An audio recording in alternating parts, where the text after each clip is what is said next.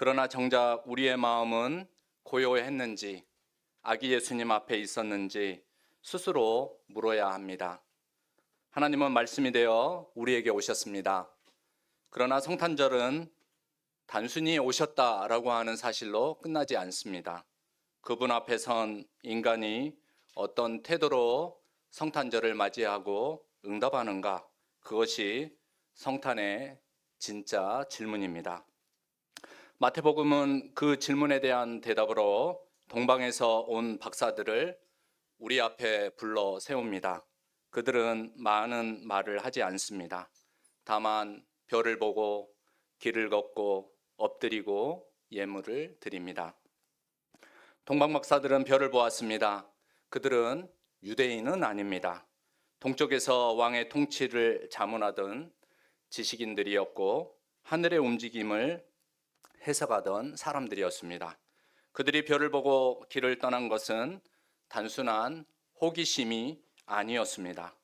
당시 동쪽에서 일어난 왕이 역사의 흐름을 바꿀 것이다 라고 하는 기대와 소문이 널리 퍼져 있었고, 그들은 그 별을 역사의 방향을 묻는 질문으로 받아들였습니다. 그러나 그 별을 본 사람들은 어디 동방 박사들 뿐이었겠습니까? 예루살렘 하늘에서도 그 별이 보이지 않았겠습니까? 동방 박사들은 별이 가리키는 뜻을 삶의 방향으로 삼았고, 예루살렘 종교 지도자들은 뜻을 지식으로만 간직해 왔습니다. 그들은 메시아가 베들레헴에서 태어날 줄 예언을 통해서 알고 있었습니다. 그러나 알고만 있었을 뿐 한 걸음도 그들은 내딛지 않았습니다. 신앙은 아는 데서 끝나지 않는다라는 것을 우리에게 보여주고 있습니다. 신앙은 뜻을 따라 길을 나설 때 비로소 신앙은 삶이 된다라는 것을 이 두 분의 두 부류의 모습을 통해서 우리는 교훈을 얻을 수 있겠습니다. 그런데 별을 따라 유대 땅에 온 동방 박사들의 순진함이 우리에게는 불안함을 가져다 줍니다. 동방 박사들은 사람들에게 유대인의 왕으로 오실 리가 어디 계시냐라고 묻고 다녔습니다. 그리고 이 소문은 마침내 헤롯 왕의 귀에 들어갔기 때문입니다. 그래서 헤롯은 모든 대제사장들과 또 서기관들을 불러 모아놓고 그리스도가 어디에서 나겠느냐라고 묻습니다. 그들은 유대 베들레헴이라고 미가 선지자의 예언으로 대답합니다. 마태복음 2장 6절 말씀을 여러분 다시 이 말씀을 들어보시기 바랍니다. 또 유대 땅 베들레헴아, 너는 유대 고을 중에서 가장 작지 아니하도다. 내게서 한 다스리는 자가 나와서 내 백성 이스라엘의 목자가 되리라 하였음이니이다. 여러분 아시다시피 헤롯은 유대인으로서 정통성이 부족한 왕이었습니다. 그는 에돔 출신의 유대인으로서 로마 제국에 복종을 하였고, 그 복종의 결과로서 왕위를 얻은 그러한 사람이었습니다. 그러므로 2절 말씀, 동방 박사들이 와서 유대인의 왕으로 나신 이가 어디 계시냐? 우리가 동방에서 그의 별을 보고 그에게 경배하러 왔노라 하는 이 말을 들었을 때 이 헤롯 왕의 심경은 어떠했겠습니까? 작은 소문에도 과민하게 반응하였던 헤롯은 다른 왕을 찾는 소문에 머리 끝이 찌릿찌릿하였을 것입니다. 진리는 드러나게 되고 감출 수가 없습니다. 그리고 악은 진리를 제거하려고 늘 움직이는 법입니다. 혹여 일어날 가능성이 0.00001%가 되는 소문에도 헤롯 왕은 움찔거리며 그리고 항상 신경이 예민해질 수밖에 없었을 것입니다. 그래서 동방 박사들을 불렀습니다. 별이 나타난 때가 언제냐고 묻습니다. 속마음이 들킬까 하여서 예의를 차려서 그리고 굉장히 고상하게 질문을 합니다. 나도 그분이 당신들이 그분을 찾아서 경배하게 되면은 나에게도 알려줘라. 나도 나아가서 왕 되실 분, 역사의 흐름을 바꾸어 놓으실 분에게 나아가서 경배하기를 원한다. 하지만 헤롯 왕의 속마음은 이것이 아니지 않습니까? 당연히 조용히 아기를 제거하여서 자기의 자리를 차지하면서 유지하려고 했던 것이 헤롯 왕의 마음이었을 것입니다.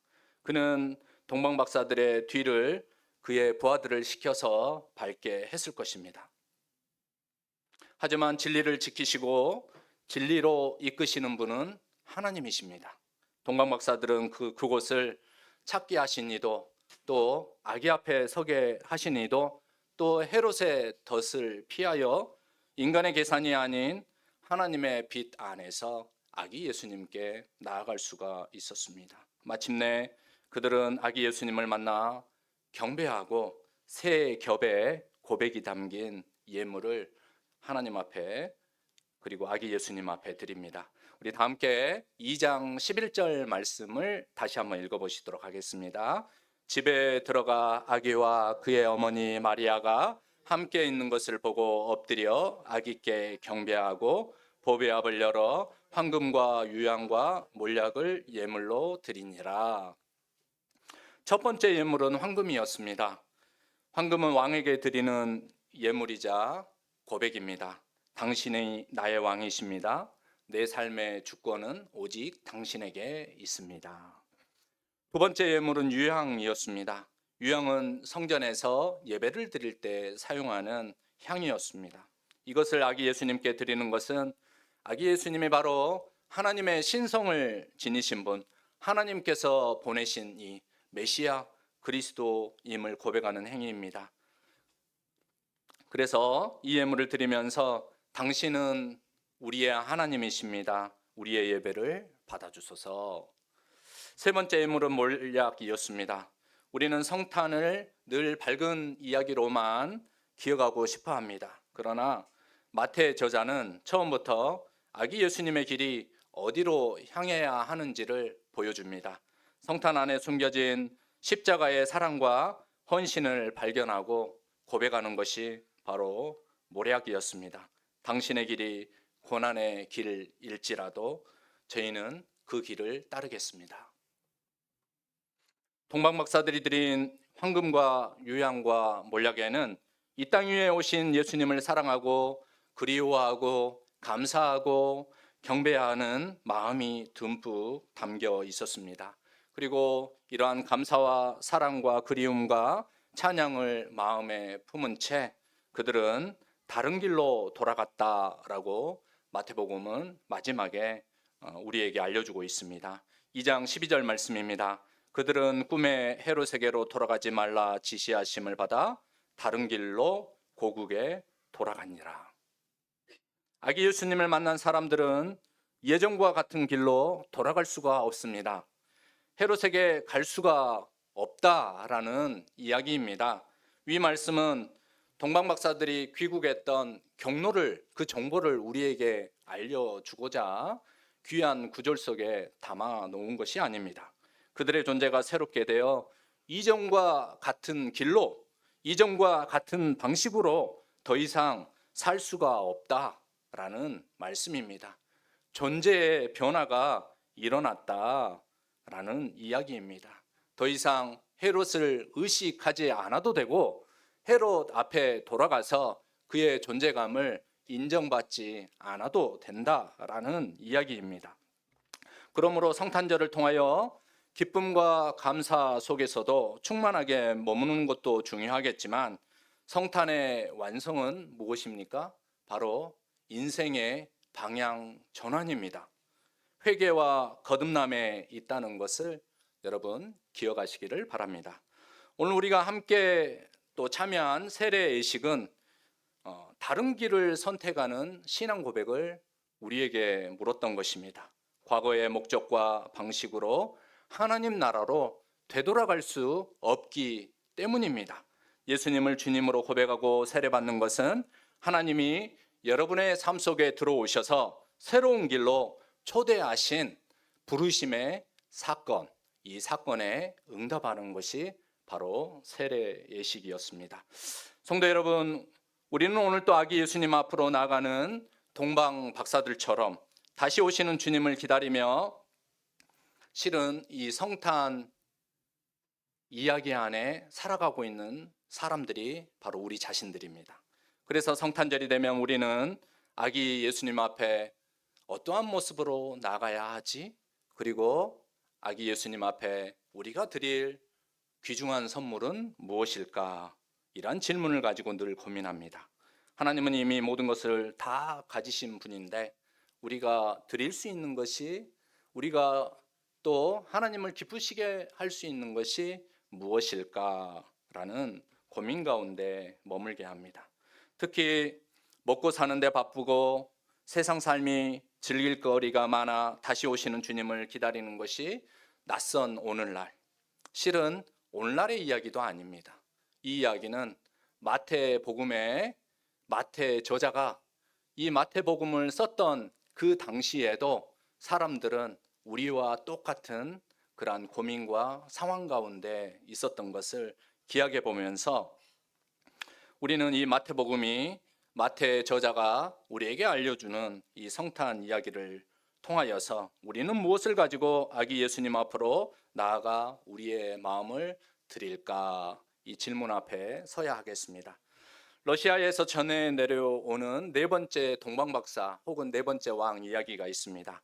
네 번째 동방박사는 아기 예수님께 드릴 선물로 세 개의 보석을 가지고 마찬가지로 세 명의 동방박사와 함께 길을 떠났다라고 합니다. 그는 다른 동방박사들보다 더 젊고 유능하고 또 누구보다도 비교하였을 때 하나님 아들 예수 그리스도 아기 예수님을 만나고픈 그러한 그리움과 기다림을 더 성실하게 보냈던 사람이었습니다. 그런데 길을 가다가 발가벗긴 채 다섯 곳에 상처가 난, 그래서 거기로부터 많은 피를 흘리고 길바닥에 떨어져서 이제 누구의 도움도 받지 못하는 아기의 이 괴로움과 신음소리를 들었다라고 합니다.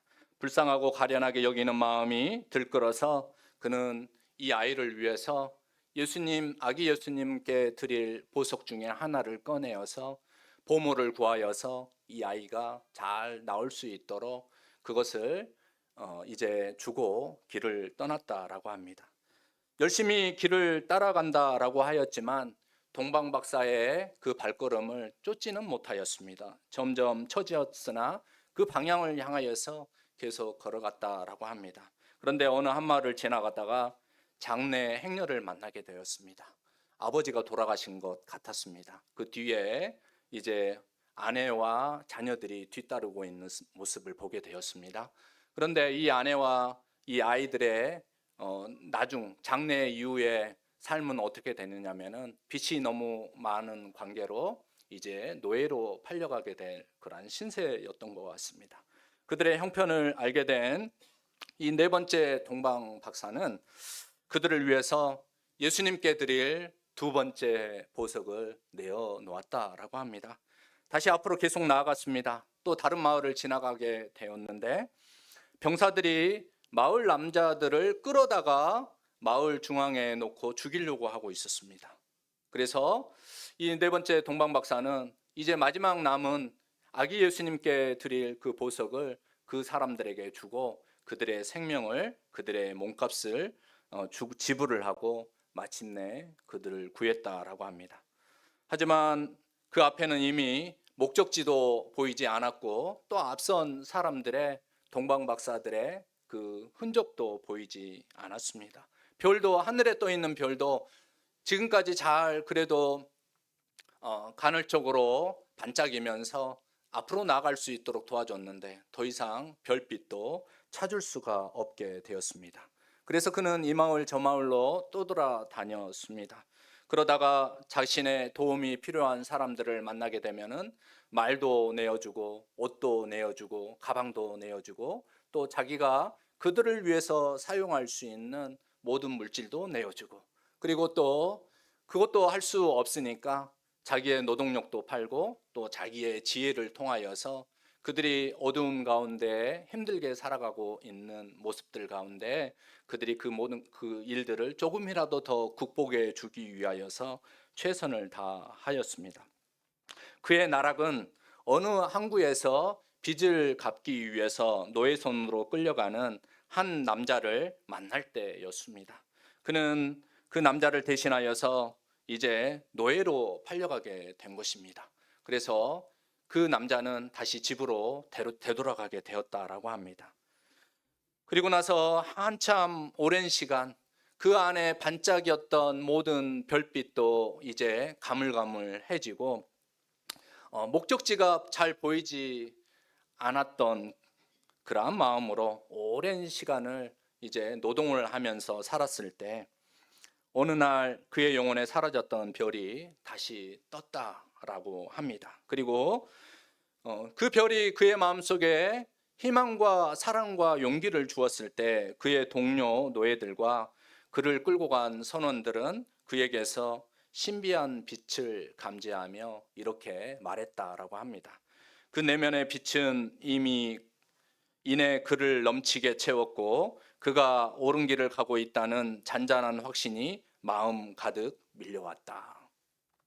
마침내 자유의 몸이 된 네 번째 동방 박사는 꿈에서 다시 그 별을 만나게 되었다라고 합니다. 그리고 그 별은 그를 세 개의 십자가가 서 있는 언덕으로 인도하고 가운데 십자가 위에서 가장 빛나는 그러한 빛을 그에게 보여주었다라고 합니다. 그는 십자가에 달린 그 사람의 시선과 마주치고 고문당한 손에서 돌연 번쩍거린 한 줄기 빛을 통해 전율을 느끼며 내가 여기가 내 평생 순례해온 그 마지막 목적지였구나.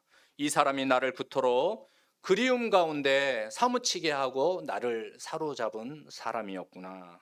이분이 수고하고 무거운 짐진 자들을 통해서 나를 이미 만나고 있었구나 라고 고백했다라고 합니다. 그리고 네 번째 동방 박사는 십자가 아래에 무릎을 꿇었습니다. 그때 십자가에 달린 그분에게서 보석보다 빛나는 핏방울 세 방울이 그의 손바닥에 떨어졌다라고 합니다. 사랑하는 성도 여러분, 동방 박사들이 드린 예물은 값비싼 물건의 문제가 아니었습니다. 가치를 따지자고 이야기하는 것이 아니라는 것입니다. 그것은 자신의 삶을 어디에 두겠다라고 하는 고백이었습니다. 황금은 왕이신 예수님께 삶의 주권을 드리겠다는 고백이었고, 유황은 하나님 앞에서 나 자신을 예배자로 서게 하겠다라고 하는 고백이었고, 모략은 고난의 길까지도 함께 받아들이고 걷겠습니다라고 하는 결단이었습니다. 그리고 네 번째 동방 박사는 결국 아기 예수님을 만나지 못한 사람이 아니라 아기 예수님께 자기가 준비한 예물을 전달하지 못한 사람이 아니라 실은 그 길 위에서 아기 예수님을 가장 깊이 만난 사람이 바로 네 번째 동방 박사였던 것입니다. 그는 보석을 드리진 못했지만 자기 자신을, 자기의 삶을 아기 예수님께 예물로 드린 사람이었습니다. 주님이 바라보시는 선물은 화려한 포장이 아니라 방향을 바꿔 새 길로 돌아가는 순례자들의 발걸음이었다라는 것입니다. 오늘 우리가 이 성탄절에 예수님께 드릴 예물은 이것입니다. 예수님을 삶의 주인으로 모시는 결단입니다. 주권자이신 예수님을 향하여 예배자로 살아가겠습니다 라고 하는 약속입니다. 그리고 십자가의 사랑을 일상 가운데에서 살아내겠습니다 라고 하는 그러한 작은 실천 그리고 결단인 것입니다. 기쁘고 감사한 이 성탄절에 여러분 삶 속에 아기 예수님이 탄생하시어 여러분의 삶이 주님의 마음을 가장 기쁘시게 하고 참으로 기쁘시게 하는 가장 귀한 선물이 되시기를 아기 예수님의 이름으로 축복합니다. 다 함께 기도합니다. 사랑의 하나님, 말씀이 육신이 되어 우리 가운데 오신 은혜를 다시 기억하게 하시니 감사드립니다. 아는 데서 머무는 신앙이 아니라 길을 떠나고 방향을 바꾸는 믿음을 우리에게 허락하여 주옵소서. 우리가 드리는 작은 순종과 결단을 주님께서 기쁘게 받아주시고 세상과 다른 길을 걷는 삶 속에서 주님의 빛으로 우리를 인도하여 주옵소서. 예수 그리스도의 이름으로 기도드립니다. 아멘. 다 함께 찬송가 111